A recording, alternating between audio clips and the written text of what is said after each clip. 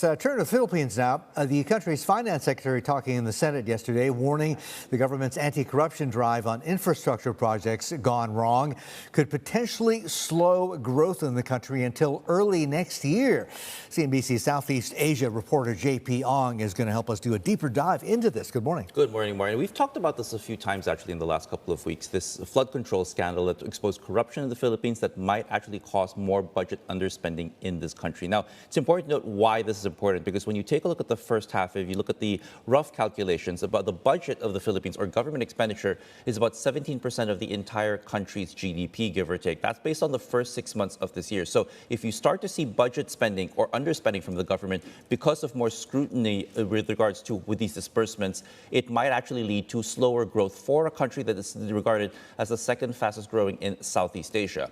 Now, we also have to note that a lot of this came from the budget, actually, where there are a lot of appropriations and insertions actually that were brought into the budget that resulted in some of these leakages. According to the Department of Finance, about $2 billion worth of flood control projects might have been pilfered. In fact, about 40 of the hundreds of these flood control projects were deemed to be ghost, either unfinished, made subpar, or not made at all. And a lot of this going to the coffers of many contractors and politicians who might have benefited instead of the people who were supposed to benefit from these flood control projects. Now, it's important to note, Martin, that this is not the first time this was actually flagged. In fact, in late 2024, this was actually raised by one of our guests who spoke to us on CNBC on Christmas Eve. This is Shelo Magno, a professor at the University of the Philippines, who spoke to us about some of the issues they were protesting about the insertions in the 2024-5 budget that seems to have actually come up and arisen, actually. Here's what she actually told us with regards to why they had these issues and where she sees some of the leakages that seems to have already manifested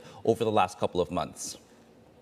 The other problem is that the budget for education was also reduced by 10 billion pesos.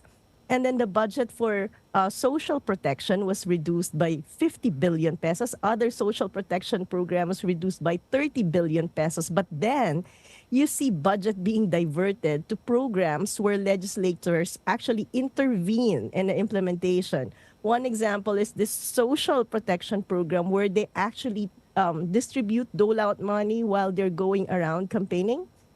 And then the other program is insertion in our public works department of about 280 billion pesos. So all this money flowing from the social protection program towards programs where we see politicians benefiting is really very worrisome.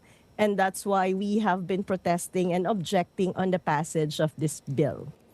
So 280 billion pesos flagged that was inserted in public works, which is where we're seeing a lot of the corruption actually happening, Martin, right now. So this was flagged by Shelo Magno, who, by the way, isn't just a professor at the University of the Philippines. She was also an undersecretary of finance in the first few years of the Marcos administration. So if anybody knows her way around the budget, it is actually her. Now, when these were actually raised, Marcos actually addressed this actually in January of this year and actually mentioned earlier when he was responding to the issues. He said that he read and scrutinized over 4,000 pages of this particular budget and said he could not find any blank appropriations, any blank insertions actually, and said that he personally looked through the entire budget and actually scrutinized this. So there is a question also as to whether or not the president can be held scot-free or not held accountable for some of the budget leakage, because as he said back in January, he actually did look through the budget and scrutinize and said it has been vetted by me, it is scot-free at the moment. So again, this whole thing goes into governance in the Philippines. Can we actually trust some of the controls, and will this ultimately lead to more scrutiny that will unfortunately come at the detriment of the country if we see government spending put under the microscope in a more intense manner and result in significant underspending? How much of a drag that's going to cost is anyone's guess at the moment, Martin. Okay, yeah, I mean, this whole governance issue and these ghost flood control projects are becoming so much more public, political, and also emotional, also because of bad weather, the typhoons recently, right?